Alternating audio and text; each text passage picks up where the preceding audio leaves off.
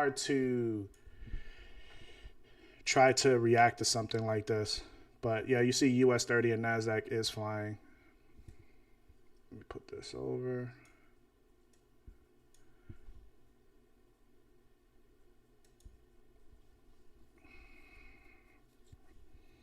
Anybody is in Dubai's?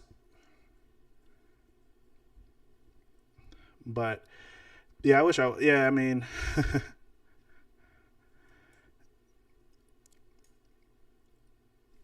it's like how do they, how do they know he's gonna say something, right? Like he's gonna say something dovish this meeting.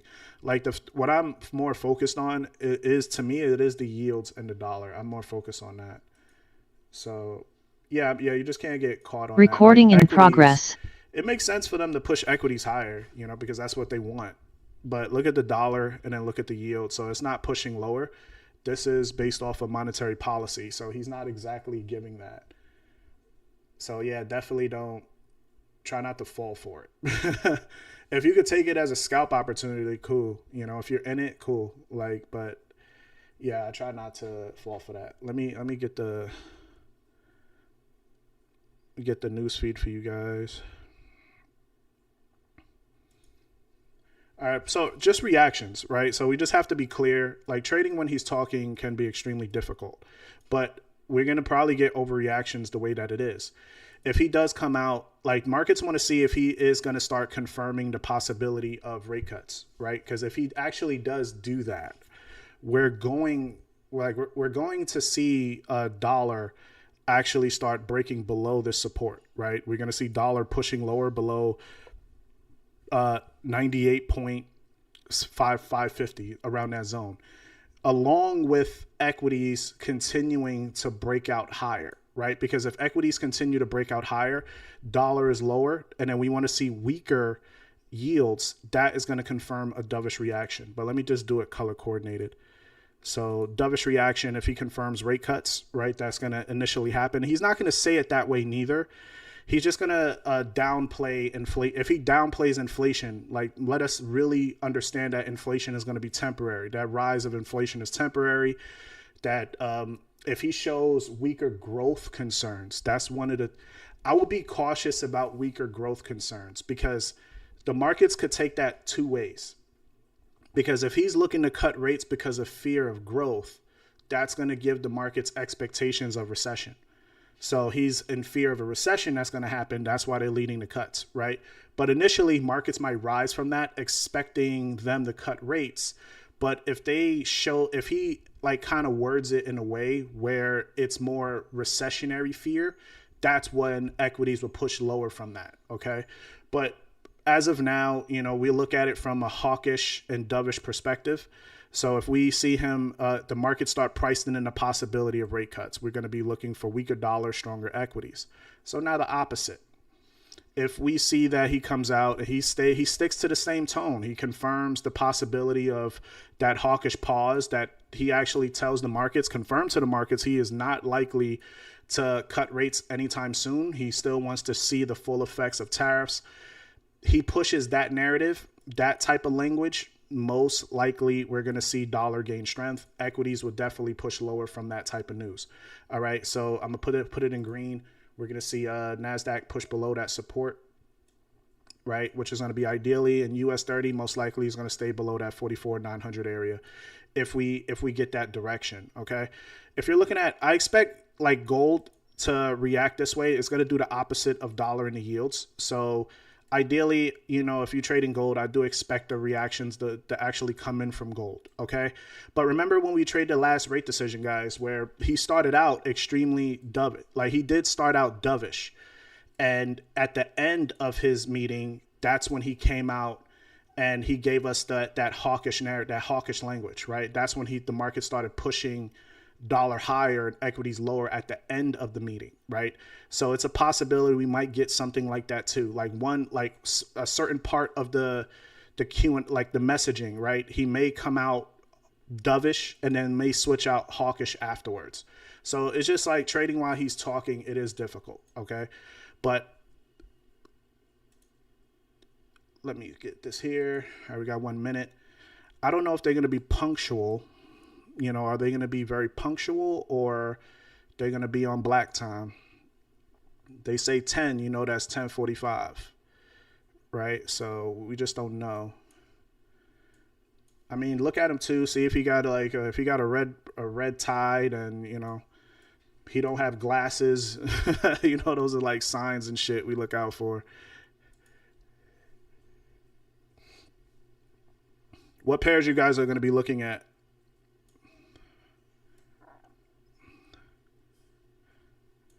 Now, yeah, I'm gonna look at. Yeah, I'm still in my UJ buys.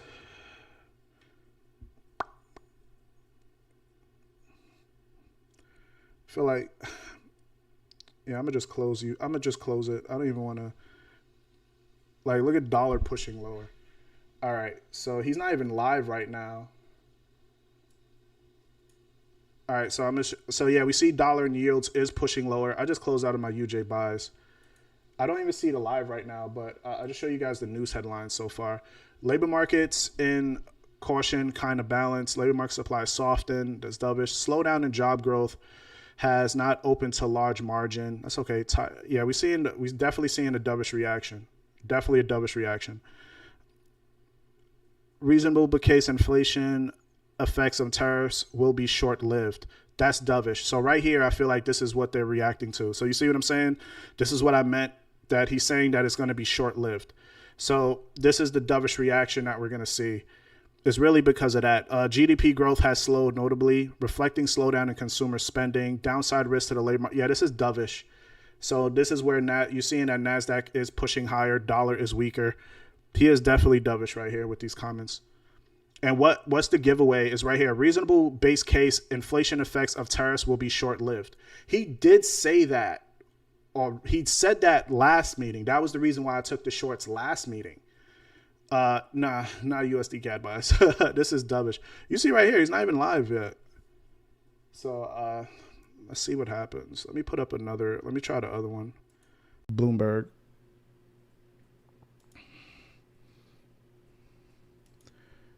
Imagine being able to build an app with your name on it, just by thinking about it. Meet Base 44. Yield comes in 6 basis points. Yeah, he's not live yet, but it's downside risk to employment rising. It's not that though, but you see, like, this is why, like, if you watch Bloomberg and stuff, it gives you like what's important, like risk to employment. Yeah, downside risk to employment rising. So they're looking at it from that perspective. But I think what's more important is what he said about the reasonable base case is inflation effects on tariffs will be short-lived. That to me was what's important. Anybody took NASDAQ buys? That was the slowest mover. I'm pretty sure most of you had to have that buy breaking above this resistance.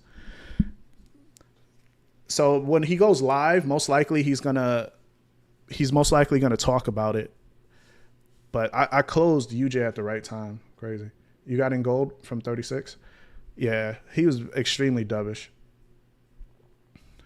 Yeah, like, it's weird. Let's see what he says when he goes live again. Policy. I will then turn to the results of our second. All right, here we go.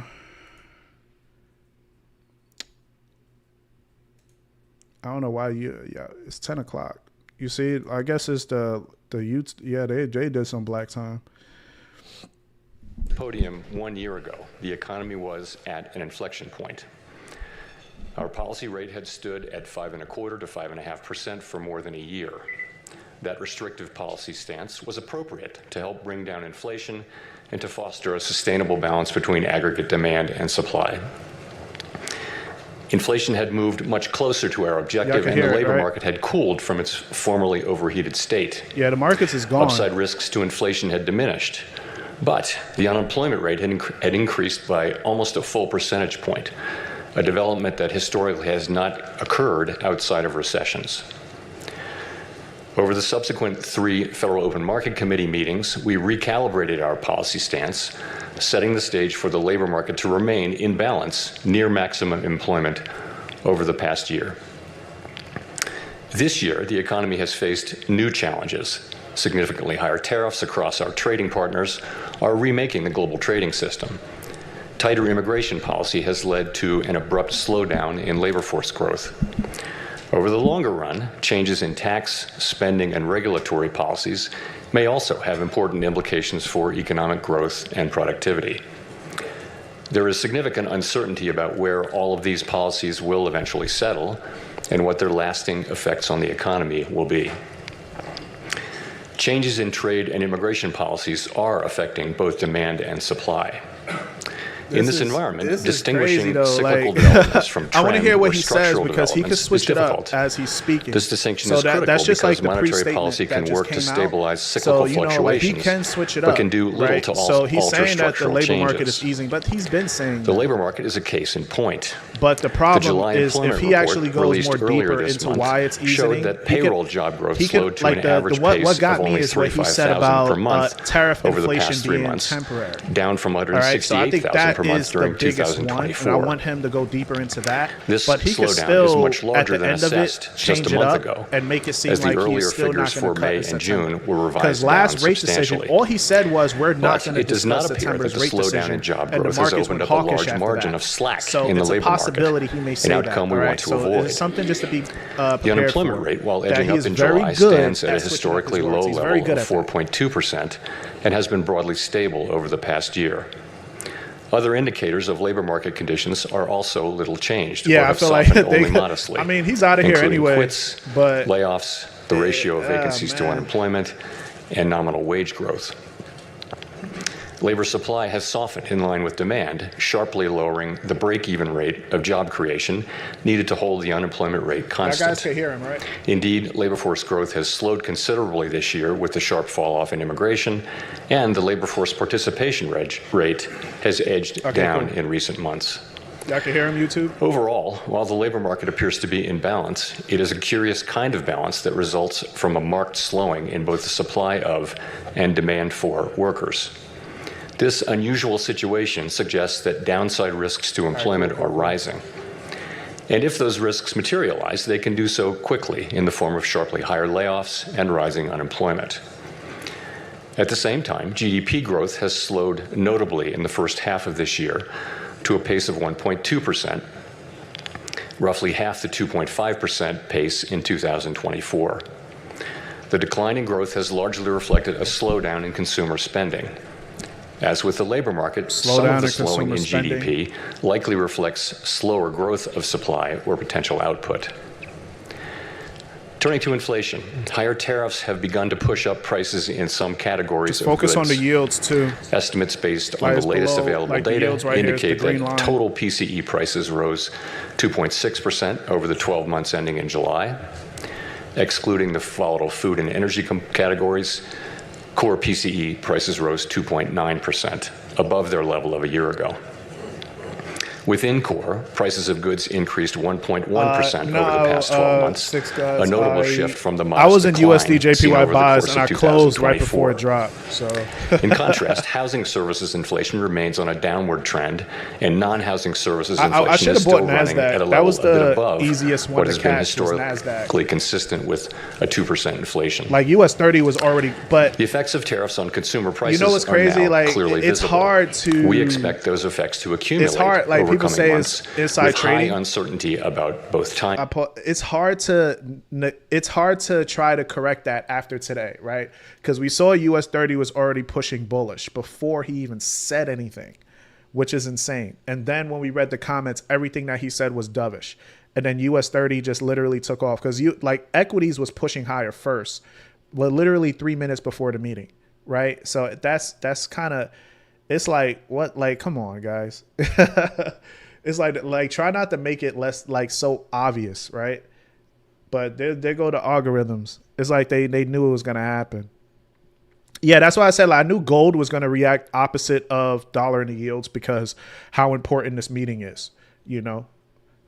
But yeah, it's hard to neglect that if they didn't know.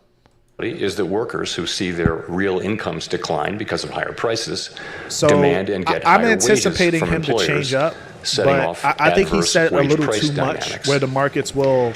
Given that the labor not market is not expect a cut. particularly tight and faces increasing downside risks, that outcome does not seem likely. The comments here is like Another insane. possibility is that inflation expectations could move up, dragging actual inflation with them. Inflation has been above our target for more than 4 years. Yes, and like if remains he does a prominent comes out concern for hawkish, that will households probably and be the businesses. easiest trade for us. Measures of longer-term inflation expectations, Here we go. however, Let's see what he says. as reflected in market and survey-based measures, appear to remain well anchored and consistent with our longer-run inflation objective of 2%. Of course, we cannot take the stability of inflation expectations for granted. Come what may, we will not allow a one-time increase in the price level to become an ongoing inflation problem. So, putting the pieces together, what are the implications for monetary policy? Here we go. In the near term, risks to inflation are tilted to the upside and risks to employment to the downside, a challenging Stagflation. situation. When our goals are in tension like this, our framework calls for us to balance both sides of our dual mandate. Our policy rate is now 100 basis points closer to neutral than it was a year ago, and the stability of the unemployment rate and other labor market measures allows us to proceed carefully as we consider changes to our policy stance. Nonetheless, with policy in restrictive territory, the baseline outlook and the shifting balance of risks may warrant adjusting our policy stance. Monetary policy is not on a preset course. FOMC members will make these decisions based solely on their assessment of the data and its implications for the economic outlook and the balance of risks. We will never deviate from that approach. So that's 4 rate cuts away from turning neutral. then to my second that topic. is new because he never actually gave us anything built like on that. the unchanging foundation of our mandate from Congress to foster never said maximum anything employment about and stable prices for where the American people. neutral rates would be. So he We actually remain gave fully it to committed us. to fulfilling our statutory mandate, and the revisions to our framework will support that mission across a broad range of economic conditions. Our revised statement on longer-run goals and monetary policy strategy, which we refer to as our consensus statement to save time, describes how we pursue our dual mandate goals. It is designed to give the public a clear sense of how we think about monetary policy, and that understanding is important both for transparency and accountability, and for making monetary policy more effective. The changes we made in this review are a natural progression grounded in our ever-evolving understanding of our economy. We continue to build upon the initial consensus statement adopted in 2012 under Chairman Ben Bernanke's leadership. Today's revised statement is the outcome of the second public review of our framework, which we conduct at 5-year intervals. This year's review included 3 elements: Fed Listens events at reserve banks around the country, a flagship research conference, and policymaker discussions and deliberations supported by staff analysis at a series of FOMC. In other news, North Carolina residents are going to be happy to hear this. It just came out. There's a new website. Been to make sure that our framework is suitable across a broad range of economic conditions. 200 pips on gold. At the same time, the framework needs to evolve with changes in the structure of the economy and our understanding of those changes. As long as you ain't buying the dollar and selling the Great equities, Depression you know presented different challenges from those of the Great Inflation and the Great Moderation, which in turn are different from the ones we face today. At the time of the last review, we were living in a new normal, characterized by the proximity of interest rates to the effective lower bound, or ELB, along with low growth, low inflation, and a very flat Phillips curve, meaning that inflation was not very responsive to slack in the economy. To me, a statistic that captures that era is that our policy rate was stuck at the ELB for 7 long years following the onset of the global financial crisis in late 2008. Many here will recall the sluggish growth and painfully slow recovery of that era.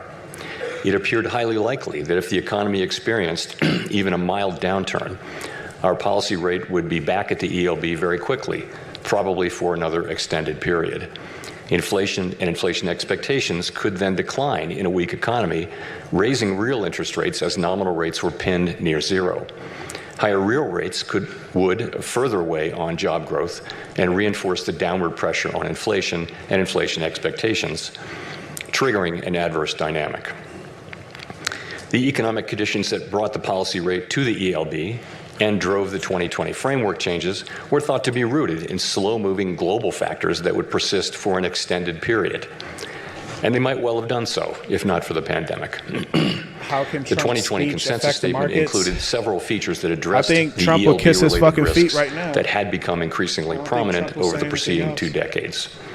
We emphasized the importance of anchored inflation, longer-term inflation expectations to support both our price stability and maximum employment goals. Drawing on an extensive literature on strategies to mitigate risks associated with the ELB, we adopted flexible average inflation targeting, a make-up strategy to ensure that inflation expectations would remain well anchored, even with the ELB constraint. In particular, we said that following periods when inflation had been running persistently above 2%, appropriate monetary policy would likely aim to achieve inflation moderately above 2% for some Fed time. cuts by the end of the year. In the event, rather than low inflation in the ELB, the post-pandemic reopening brought the highest inflation in 40 years to economies around the world. Like most other central banks and private sector analysts, through year-end 2021, we thought that inflation would subside fairly quickly without a sharp tightening in our policy stance, as this slide will show. When it became clear this was not the case, we responded forcefully, raising our policy rate by 5.25 percentage points Just over explaining 16 why they make months. That action, combined with the unwinding of pandemic supply disruptions, contributed to inflation moving much closer to our target without the painful rise in unemployment that has accompanied previous efforts to counter high inflation. This year's review considered how economic conditions have evolved over the past 5 years. During this period, we saw that the inflation situation can change rapidly in the face of large shocks. In addition, interest rates are now substantially higher than was the case during the era between the global financial crisis and the pandemic. With inflation above target, the policy rate is restrictive, modestly so in my view. We cannot say for certain where rates will settle out over the longer run, but their neutral rate may now be higher than during the 2010s, reflecting changes in productivity, demographics, fiscal policy, and other factors that affect the balance between saving and investment. During the review, we discussed how the 2020 statement's focus on the ELB may have complicated communications about our response to high inflation. We concluded that the emphasis on an overly specific set of economic conditions may have led to some confusion, and as a result, we made several important changes to the consensus statement to reflect that insight. First, we removed language indicating that the ELB was a defining feature of the economic landscape. Instead, we noted that our monetary policy strategy is designed to promote maximum employment and stable prices across a broad range of economic conditions. The difficulty of operating near the ELB remains a potential concern, but it is not our primary focus. The revised statement reiterates that the committee is prepared to use its full range of tools to achieve its maximum employment and price stability goals, particularly if the federal funds rate is constrained. That's why I by the was ELB. holding USD JPY towards it. I thought he was going to stay hawkish, but for those that, yeah, because Bitcoin is traded in US dollar. That's what what's his name? Warren Buffett said. It's just a tradable asset. You know, like it moves like a commodity. That's why I have it in my commodity list. So, like, what's going on right now is that Powell, during the Jackson Hole, he just came out dovish. He just confirming to the markets that rate cuts is going to happen sooner than later. He actually came out and said that the labor markets are actually softening. You know, labor markets is easing, job markets is actually showing easing, right? So that ignites recessionary fears. Like, not recessionary fears, but it shows a slowdown, and that's exactly what they want, all right? So the fact that he said that, it gives the markets expectations that the cut, we're going to expect a cut in September. So he gave us that clue. But he said the same thing. Like, I like what he said about to get to neutral rate, it's going to take 100 basis points to get below neutral rate, right? So he's confirming we're still restrictive. So when he says 100 basis points, each rate decision, they're normally cutting by 25 basis points. So if they're expecting 2 rate cuts this year, so we're going to be in neutral rate next year, right? But it also depends. If growth continues to drop drastically, we may get a 50 basis point cut probably next year, depending on how bad growth is. But right now, the markets is like, they've been trying to force they've been trying to force this reaction this whole time, and they finally got it. You know, so that's the problem. This type of, I mean, the way it reacted before, like before he said something, no. Like that wasn't, to me, it wasn't really normal. But he's not saying anything that could make us contradict that September is going to be a cut or not. He's not saying anything. So this might be the direction for the day. I mean, I don't think Trump could really fire anybody, but the threats of it causes problems, right? We go into that topic with central banks and all of that stuff in the future. If I go now, I probably get flagged on YouTube. But like what he's saying right now is just what the markets want, you know? So I can't see reversal yet unless he confirms that September is not going to be a cut, you know? But what he said about the labor markets just gave everything that we needed for this direction. Precisely, that the committee recognizes that employment may run at times above real-time assessments of maximum employment without necessarily creating risks to price stability. Of course, preemptive action would likely be warranted if tightness in the labor market or other factors pose risks to price stability. And I will wait until after the this. revised statement also I'll give you notes a that bias on the maximum dollar. employment is the highest level of employment that can be achieved on a sustained basis in a context of price stability. This focus on promoting a strong labor market underscores the principle that durably achieving maximum employment fosters broad-based economic opportunities and benefits for all Americans. The feedback we received at Fed Listens events reinforced the value of a strong labor market for American households, employers, and communities. Fourth, consistent with the removal of shortfalls, we made changes to clarify our approach in periods where our employment and inflation objectives are not complementary. In those circumstances, we will follow a balanced approach in promoting them. The revised statement now more closely aligns with the original 2012 language. We take into account the extent of departures from our goals and the potentially different time horizons over which each is projected to return to a level consistent with our to me, the giveaway mandate. was saying that the These rise of principles tariffs guide our was policy short-lived. decisions today. I think that as was they literally did the in giveaway. 2022 to 24 period, when the departure from our 2% inflation target was the overriding concern.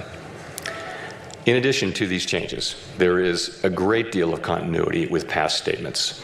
The document continues to explain how we interpret the mandate Congress has given us and describes the policy framework that we believe will best promote maximum employment and price stability. We continue to believe that monetary policy must be forward-looking and consider the lags in its effects on the economy. For this reason, our policy actions depend on the economic outlook and the balance of risks to that outlook. We continue to believe that setting a numerical goal for employment is unwise because the maximum level of employment is not directly measurable and changes over time for reasons unrelated to monetary policy. We also continue to view a longer-run inflation rate of 2% as most consistent with our dual mandate goals. We believe that our commitment to this target is a key factor helping keep longer-term inflation expectations well anchored. Experience has shown that 2% inflation is low enough to ensure that inflation is not a concern in household and business decision-making, while also providing a central bank with some policy flexibility to provide accommodation during economic downturns. Finally, the revised consensus statement retained our commitment to conduct a public review roughly every 5 years. There's nothing magic about the 5-year pace. That frequency allows policymakers to reassess structural features of the economy and to engage with the public, practitioners, and academics on the performance of our framework. It is also consistent with several global peers. Bitcoin pushed higher before the news, too. To wrap up, I want to thank President Schmid and all of his great Kansas City staff who work so diligently to host this outstanding event annually. Counting a couple of virtual appearances during the pandemic, this is the 8th time I've had the honor to speak from this podium. Each year, this symposium offers the opportunity for Fed leaders to hear ideas from leading economic thinkers and focus on the challenges we face. The Kansas City Fed was very wise to lure Chair Volcker here to this national park more than 40 years ago, and I am so proud to be part of that tradition. Thank you very much. That was Fed Chair Jerome Powell wrapping up his annual Jackson Hole remarks. What a Jackson Hole speech that was. This is Bloomberg Surveillance on television and radio, live from Jackson Hole, Wyoming. What we heard there is they are prepared to move rates lower on the heels of their dual mandate being in conflict. We see a market reaction. We could see 10-year yields are lower by 10 basis points. Two-year yields are down by 10 basis points. So 10-year yields are down by 7 basis points. What you see is a weaker dollar, stronger euro by some 0.7%, which you can see the dollar just weakening across the board, and you can see that increase on the equity space. Yeah, so there you go. So he came out, he just pretty much confirmed that rate cuts is going to happen. So that's just a shorter way to put it. Yeah, 45 minutes Bitcoin reacted first. Yeah, there's no coincidence. You know, I felt like they was expecting that. And what started it off was NFP, right? The NFP data that did come out lower than expected, plus the revised numbers. So that was one of the reasons why, you know, equities was pushing bullish, because of the NFP data coming in so bad and the revised numbers coming in even worse. So like dollar, I felt like what dollar did, it really did come up and set up for better sell positions, right? We just look at the higher time frame on the dollar. You could just see we're in that range. So we're still in this range though, and they're still data dependent, obviously, but it does spike initiative that I don't think he said personally. He didn't say anything to make us look for the opposite. It's going to be data. Like what he said so far during the Jackson Hole confirmed this direction of stronger equities and weaker dollar. The only way I could see reversals is if now moving forward, like next week, like let's see what we have next week first. Before I move forward, see what we have next week, because now it's just going to be data dependent. And if next week we have, let's see, durable goods, not really. GDP is obviously going to be important, and PCE. So we have inflation next week, and then we have durable goods. So most likely if PCE, because he's expecting inflation to be temporary. So if this inflation print comes up at if it does push higher and it goes like to 0.4, right? That's not going to really do as much because it's expected. You know, he already expects it to be temporary. This is why you need that surprise number. If it goes to like 0.8, right? 0.5, something to shock the markets, that's when it becomes an issue, because he's not going to hike rates he's not going to cut rates if inflation is still rising. Right. So that's the issue, too. He's not going to want to cut rates just to raise rates again. He's not going to do that. So that's why data moving forward is going to be important. So he's making this decision right now because we're seeing weaker labor data. So if we continue to see like weaker GDP, every week we get employment claims, that continues to come in lower. Right. And then the week after that, because September is the rate decision. So remember, the first week of September, we're going to get NFP again. This one is definitely going to be important, because if especially if September comes in lower, right, we already got the reactions now. This is where those intraday, those swing trades could actually continue to hold, right? That's when those trades could like really play out. If you're in NASDAQ buys, there's no real reason to sell unless we have trade wars, right? Or if we see the trade wars continue to get worse, or we see that geopolitical tensions continue to get worse, right? Or if we get higher inflation numbers or higher labor data numbers, those would be the reasons for equities to reverse from what it's doing right now. So the markets is going to start presetting. It's not going to wait until the ending of September during that rate decision for the markets to move. They're going to react now. This is why they buy the rumor, sell the fact.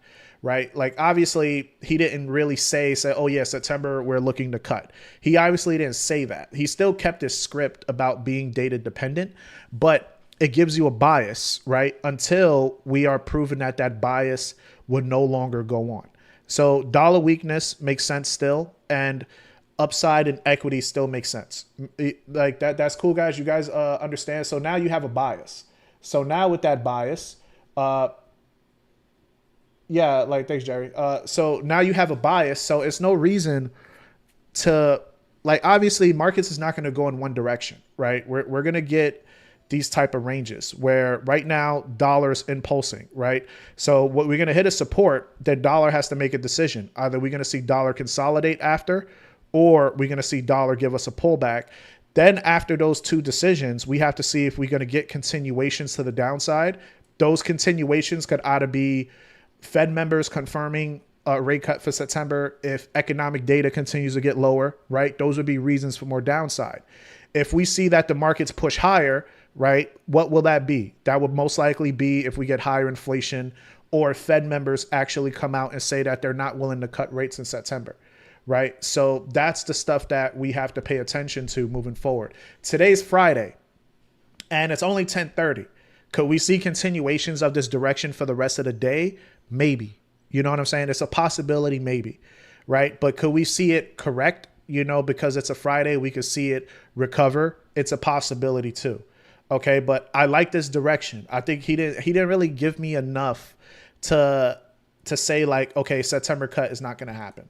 You know, even though that the markets is forcing it. You know, so I wouldn't at this moment probably give it to like about 12:30 or 1 o'clock and see what happens. Right, see what price action gives you. If you could get like a, you know, just like an example, if we could get like a range, right? We got the impulse. Right. And if we could get a range within the next 2 hours in the lower time frames, right, then if you want to catch continuations, just catch it once it break above structure. Then that would be an opportunity. If price just continue to push lower and go back and correct, I would say just leave it alone and come back to the markets next week. All right. Because most likely we're going to see continuations because this is what the markets wanted. And I think probably Trump is very excited for it. You know, so I can't really see us looking to buy the dollar right now. I don't really see it. And then focus on the yields, right? Because this gives you the story of where markets are expecting interest rates to go. So if the yields is pushing lower, right, that gives you an expectation that the markets is expecting lower yields. So if we could see that this continues to push lower, that'd be a really good sign. Like MJ, that's FOMO. Like you want to buy now, like you want to buy gold now, but it's too high. That's just FOMO. You know, like understand markets ain't going nowhere. It's better to understand what's going on than to just like, oh, let me just get some money real quick, right? Because if you understand it, like imagine next year when this happens, it's going to be even easier, right? Because now you're going to remember this. So next year, you're going to be able to capitalize on it, right? When economic data goes in our direction, right? So like right now, does it make sense? You understand why dollar is bearish. You understand why equities are stronger. Do you understand now what's going to cause these directions to continue, right? Do you understand now what's going to cause reversals? Because then the next opportunity is just waiting for one of those examples.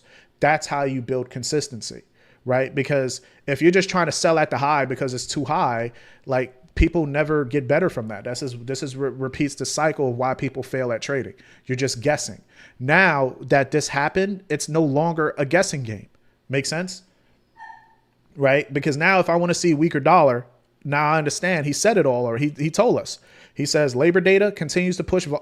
Devaluing the dollar is perfect in the line with Trump because the BTC reserves idea and the course of expanding the economy. Yeah, I feel like the bigger problem too with devaluing the dollar, I think they want to push, they want to forcefully, I think damn, I don't want to do it. Yeah, fuck it. I'll tell you guys. I feel like they actually want to devalue the US dollar to kind of force us away from cash, right? The same way like how Nixon got us away from gold, they put us to the dollar. I think they're going to want to do something like that again. They want to do this digital currency.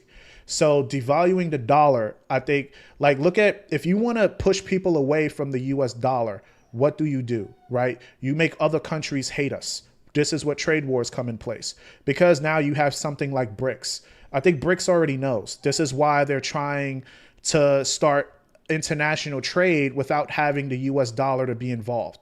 I feel like they want to push us away from using physical cash and get us into digital currency.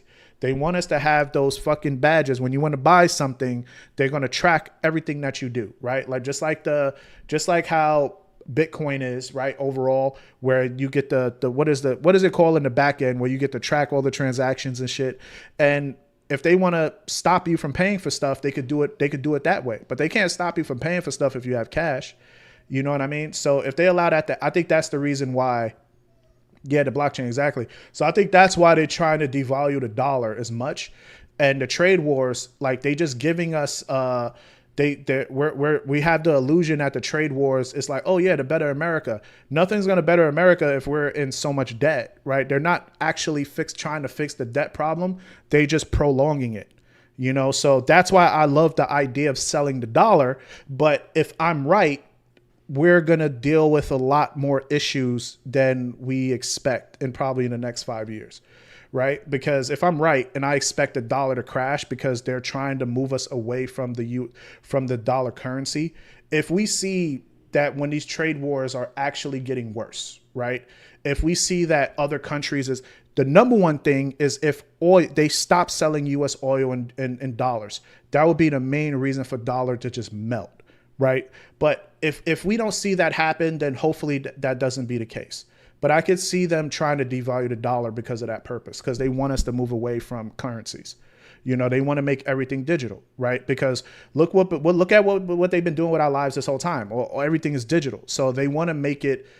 They want to make it so they made it convenient for us this whole time, right? Where all you do is swipe a card, you look in your phone, everything is digital. So, but the problem is cash. They can't control that. You know what I mean? So they can't stop you from buying your goods if you have cash. But if they want to cancel your bank card, right, they could do that, and there's not a damn thing you could do about it. But I ask myself, it's like they already have full control. Why do they want more control? Like, right? But just to get you guys, your minds racing, you know, just to think about it, because it makes no sense for why now? Like, think about it. Why trade wars now? Why they didn't do that during Biden's administration? Because it's always a cycle. Like when we had Obama, right? Exactly. It's called more control. Exactly. Why though? Right? Like, look at the cycle. It may look like they give us the illusion like we're voting for it or where we want this to happen. They give us the illusion. But in reality, they have simulators where they know how people is going to act from this outcome or that outcome. You know, it's not coincidence or by choice. When Obama was a president, when you look at people, did Obama cause chaos or he caused unity, right? Think about it, right? When Obama was president, did he cause chaos or unity? How was the whole entire world, right? It was more about unity. But during that time, they're able to start what they was building, the greenback deals, like all of this crazy nonsense, right? Where like energy and all of that stuff. And we know the back end behind all of that, obviously. When Trump became president, think about it. Was it unity or was it chaos? Right? So then we had the chaos. COVID happened, right? COVID to me was a test, right? If you don't look at it that way, oh, we was all sick. It was a test. When they told your ass to stay indoors, you stood indoors, right? They gave you money. And act, and just to make sure, how would you act and how do you feel if the government gives you money and tell you to stay in the house? They gave us all cards. So when we wanted to travel, we had to use that card, right? The sign that we got vaccinated, we all needed that card. So after that, then Biden was president. Was it chaos or was it unity, right? So it was more unity. But now coming in today, how come none of those presidents did any of those trade wars? You know, so it shows if shit hits the fan and Trump is the president, we already have the mindset that this Trump guy is crazy. We knew, like, when it happens, we're going to be like, man, we knew that he was going to cause a war. We knew this, right? Like, they understand that part. But if Biden was doing it, it wouldn't make sense. We would question it. You know what I mean? Like, because if Biden was doing everything that was happening now with trade wars and the devaluing of the dollar, right? We would question it. We would be like, wait, this 80-year-old dude ain't this smart. Like, what's really going on behind closed doors, right? So, like, think about it, right? If when Trump got assassinated, if he would have got killed or not, you think it would have caused unity or more chaos, right? So regardless, whatever would have happened, it would have still been more chaos. Either way, the outcome, rather if it was real or not. They plaster everything over the news. They made it look like, oh, we're going to change America, make it great again, right? So if whatever happens in the next 5 years, right, that was the whole narrative this whole entire time. You know what I'm saying? But the problem is, it's like we feel like we're making those choices, but we really are not. You know what I mean? They give us the illusion that we are. So that's why I feel like the dollar is bound to crash, because if you look into what's the abbreviation for the the digital currencies, right? Because like it's like CD something, like just look into it. Just look into the digital currencies. Like just really look into it. They already having it. They already got it out. Like I don't know if they're actually testing it in certain countries or not. I think one of you said China has it, right? But just look into it. You know, look into like the currencies. That's a good reason to cause massive fear. You devalue, like this is what they do. They cause a problem and they say like, okay, this is how we fix it. Now we have a reason to fix it. Now all you have to do it in order to fix the problem, right? But when people become more aware of it, like you're going to start understanding more, right? So, but that's why they are going to do that digital currency. That's the reason why I think selling the dollar makes the most sense. And him doing this now makes perfect fucking sense, right? Why it's like, oh yeah, it's not just rate cuts. Rate cuts do help, right? But also trade wars is the reasons. Yeah, the CD, yeah, it's a CBDC something. Yeah, Joshua.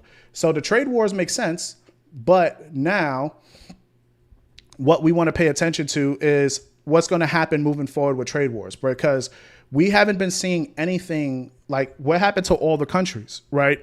How is these trade, like what is really going on when it comes to the percentages, the countries? Are they going to plan to retaliate? Are they going to start doing trade outside of the dollar, right? So this is why paying attention to the BRICS is so important moving forward. Yeah, that they have the central bank stable coin. This is why like they regulated crypto, like because crypto wasn't created for it to be regulated by the US government.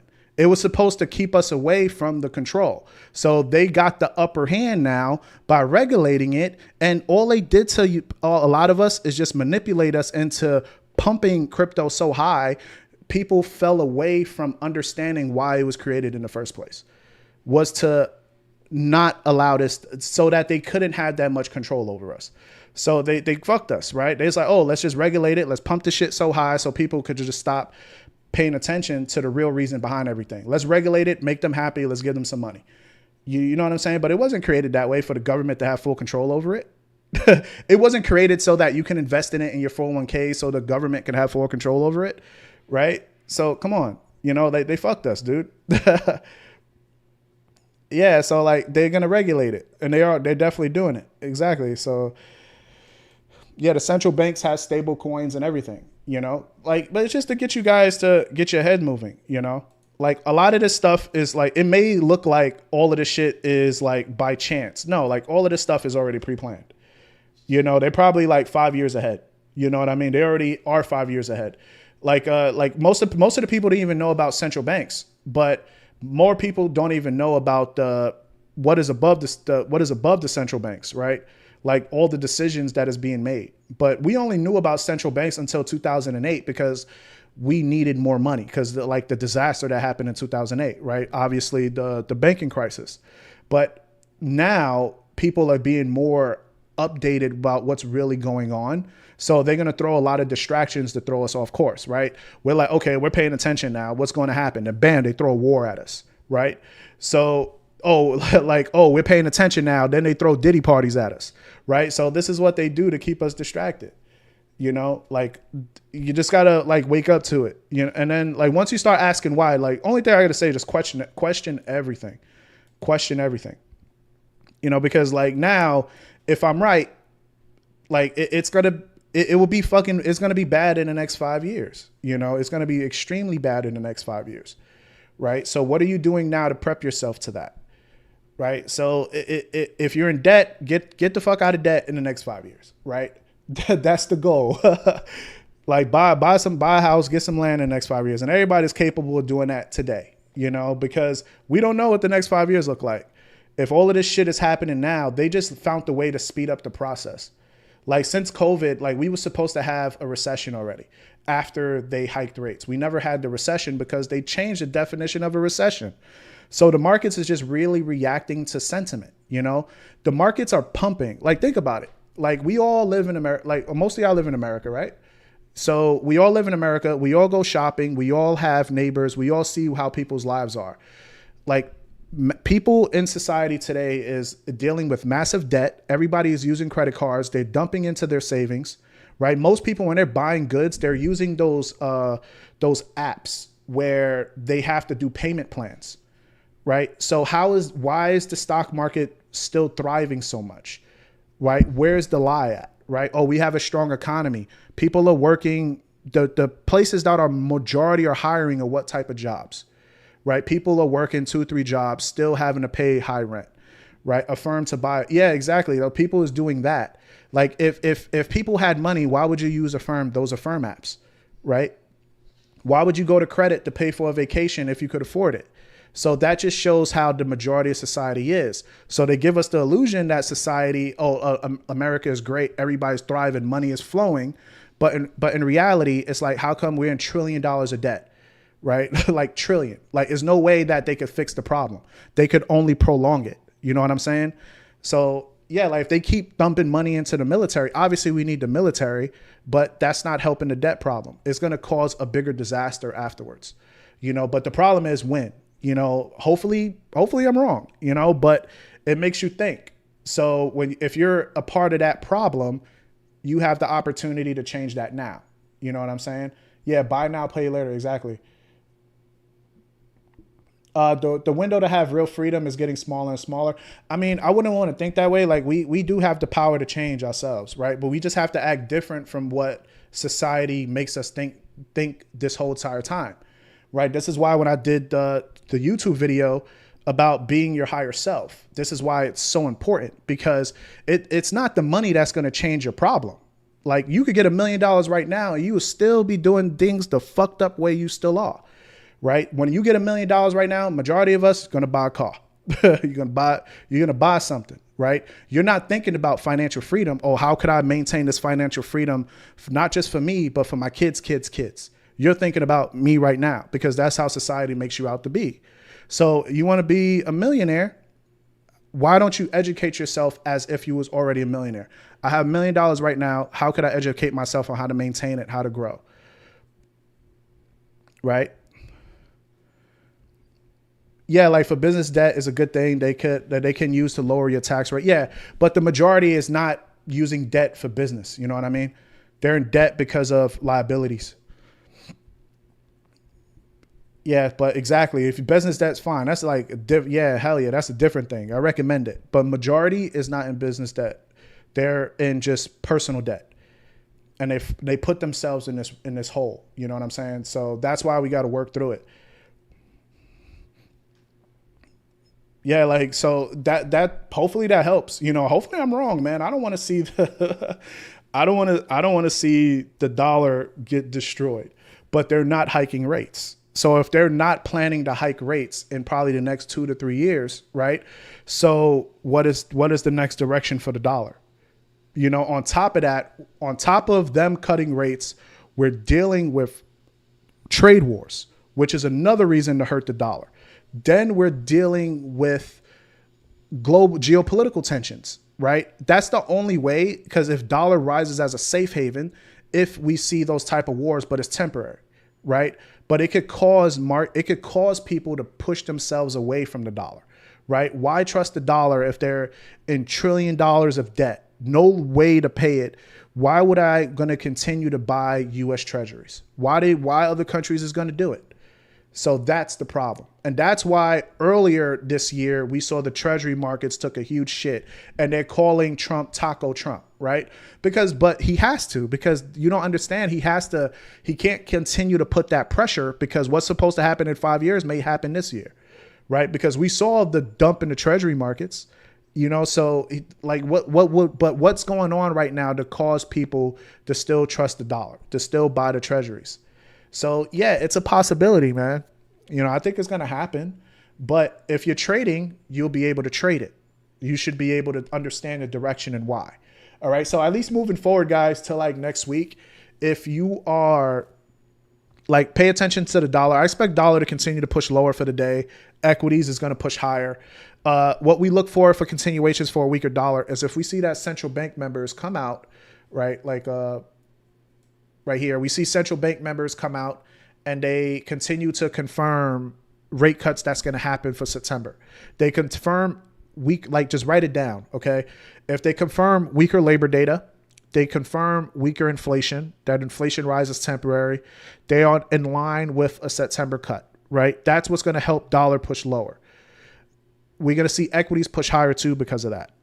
The only way we can see dollar reverse and gain strength is if we get the opposite. If we get higher inflation data, we get stronger labor data numbers, right? Reasons for them to expect inflation to stay higher longer. That is going to be the only reason why I could see them not cut in September. All right. And even though it's still a possibility, but I don't expect any change of that to happen today. I think this is going to be the direction. We're probably going to get a pullback. Probably we'll get a pullback. You know what I'm saying? And then we see a reversal. But yeah, guys, you guys have any questions? If you're good, just put a 1. What's up, Juan? Yeah, because the thing with the freedom part, I feel like they already control us. You know what I'm saying? But they don't have that full control yet because they don't have the digital currencies. People still have choice, because of cash.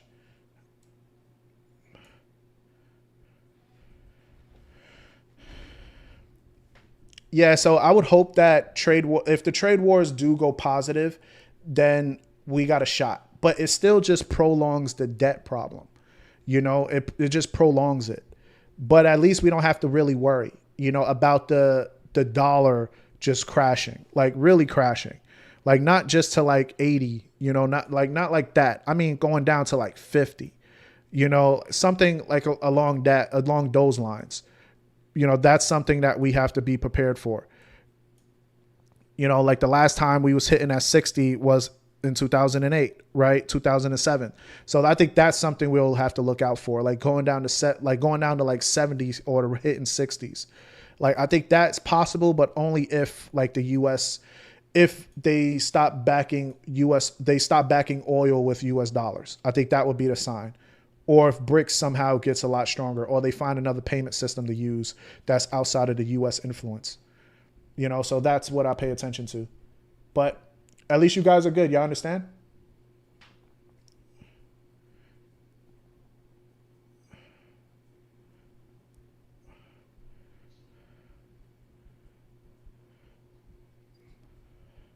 Yeah, you could just go on the course. The course shows everything. Yeah, what I explained today takes time.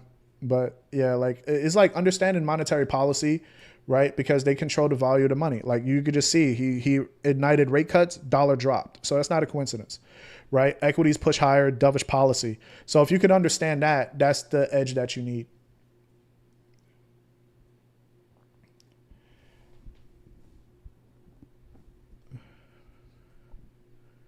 I mean, it depends on what you mean by what is financial freedom to you, because it's different for everybody.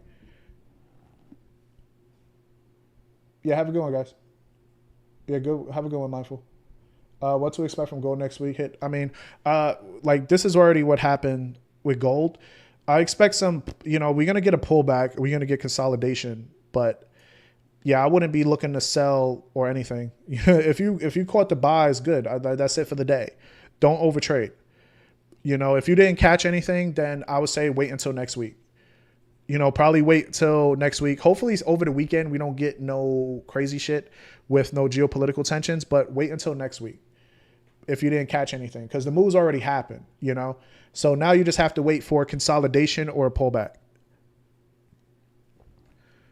Like I closed UJ just in time. Yeah, because my entry was right here. So I caught the entry on UJ right here, and I closed it right up here. Thank God.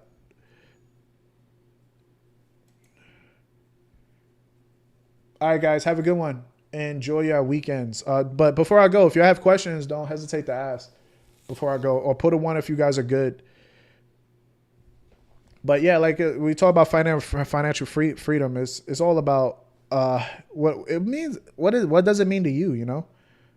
Trump speaking at 12. Do you know? I mean, if he is speaking, I don't think it would actually do anything. I don't think it's about. It's nothing that he could say to impact the markets. Really, I don't think it's nothing about Russia, Ukraine. Because I think they're supposed to talk in September, supposedly the next meeting. So there's really nothing that Trump could say today to stop what already happened.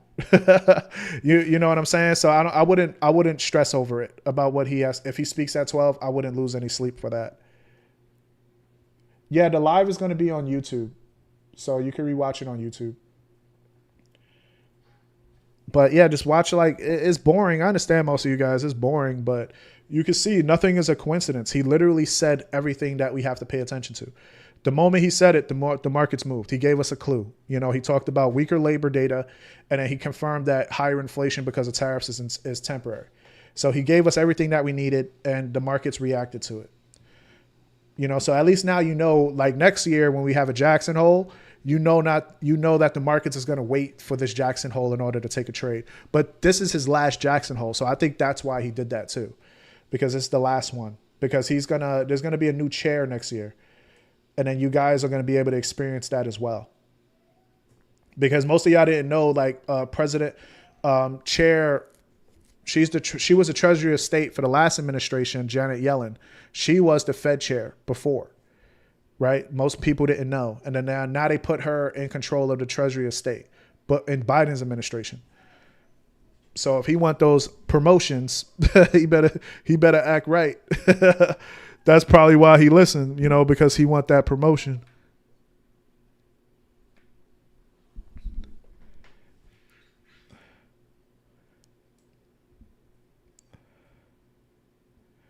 Yeah, she was always going crazy. Yeah, exactly. Would there be a pullback on equities? I mean, we'll see if there's a pullback. I would expect it to pull back.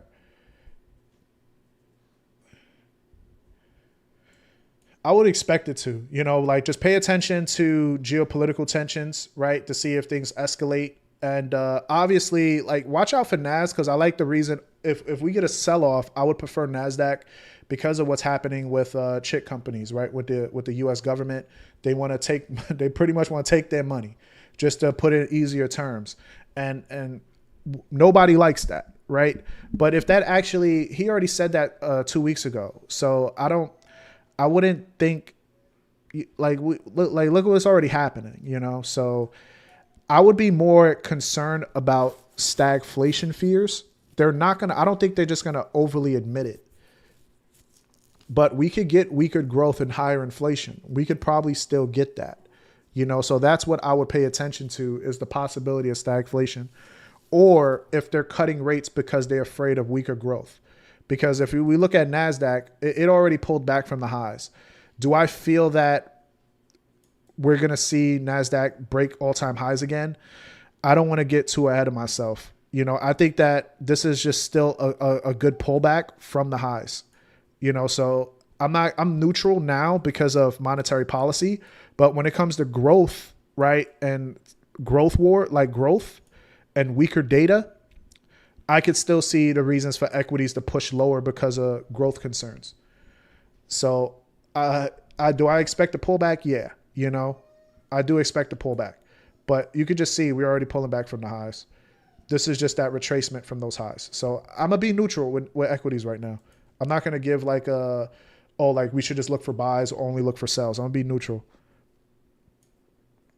But just pay attention to data moving forward, guys. All right, guys, have a good one.